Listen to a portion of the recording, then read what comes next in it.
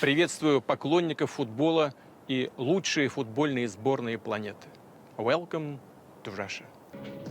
That, of course, Russian President Vladimir Putin throwing open his doors less than a week before the FIFA World Cup kicks off.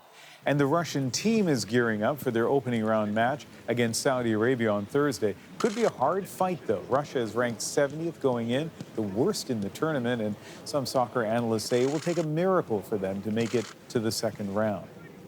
Not that any of that matters to the average fan, though. Excitement inside Russia is palpable.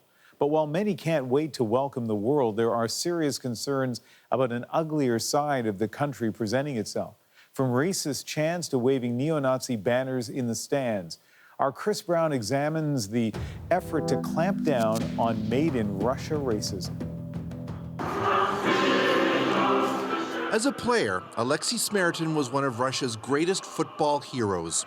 A former captain of the national team, he retired 8 years ago. But he's back in the field now in a new role as Russian football's official anti-racism inspector. It's difficult as when I was on the pitch, but this is a very hard part of my job. Die-hard Russian fans are hoping the World Cup trophy will go to their favorite team, but the fans themselves will be under intense international scrutiny too. Smearton's mandate is daunting: to track and eliminate racism in a sport and in a country that's plagued by it. As a captain, I'm used to be responsible for of your team. I have a squad of million and million people around our country, who like football. But sometimes, unfortunately, how can I say, the small group of people, they're doing stupid things. Among those so-called stupid things, neo-Nazi banners featuring white supremacist markings hanging in the stands during Russian league games. Repeated incidents of racist fan chants aimed at darker-skinned players. In this match from September, Moscow fans shouted homophobic slurs at the opposing Armenian coach and made monkey noises. When you meet someone who's doing a monkey chant or is doing a slur, what do you tell them? Think of what are you talking? Think of what are you doing, towards the people around you. For me, the most important thing is the game and respect people around you. Smearton is an influential figure, and Russian football officials insist his efforts at meeting with clubs and fan groups are helping change the football culture here. The measures Smearton has brought in include having monitors in the stands at high-risk matches to watch for racist acts and to pass evidence on to investigators. Fans of the Zenit club from St. Petersburg have been repeat offenders.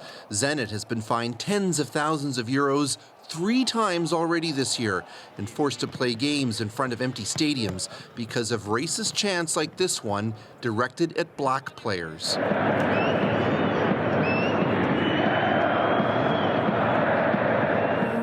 Unfortunately, in Russia, we have a high level of racist and xenophobic stereotypes. Natalia Yudina of the anti-racist organization SOVA is one of the few people tracking football racism in Russia. Я бы прямо вот так уж не сказала, что все русские расисты. Ну да, страх чужого, он, к сожалению, да, действительно изначально свойственен многим традиционным обществам. И это действительно так, а чужие воспринимаются те, которые визуально чужие. It's the rune from the neo-Nazist Germany. SOVA's latest report cites 80 examples of racist banners at football matches over the past year. That's down slightly from the year before. So it might be evidence that Smearton's work is starting to pay off.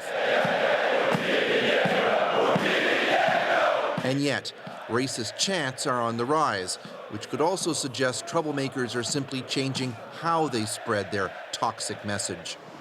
For decades, Russia has hosted university students from around the world. So we went out to the People's Friendship University in Moscow to ask football fans there about their experiences with racism here. Dinty Matabli is a 21-year-old medical student from South Africa. No, I haven't been in any incident where I've been discriminated against or being like racial slurs being spewed to me.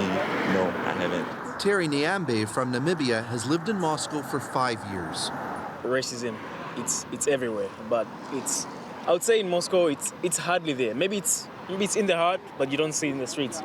It's rarely here. Olive Zamba of Malawi was one of the few who admitted to being the target of overtly racist acts. I had to move into a new room with a Russian girl, and she wouldn't have it. And she was like, no, I will not live with you. She went to the administrator to go and complain about it. Luckily, the administrator was like, no, this is an international university. So if you don't want to live with somebody from a different country, then you have to live in an apartment. Last year, in something of a dry run for FIFA, Russia hosted the world's best soccer teams at the Confederations Cup, and Smerton says there were no racist incidents. So how concerned are you that Russian fans this World Cup will see incidents, slogans, chanting, this kind of thing? Are you worried? I'm not. I wouldn't say no. I can't guarantee 100%. But I'm sure that thanks to Confederation Cup, that World Cup will be on a high level. There's a lot riding on Smerton being right. How well Russian fans behave will go a long way to deciding the success of the tournament and the impression Russia leaves on the world. Chris Brown, CBC News, Moscow.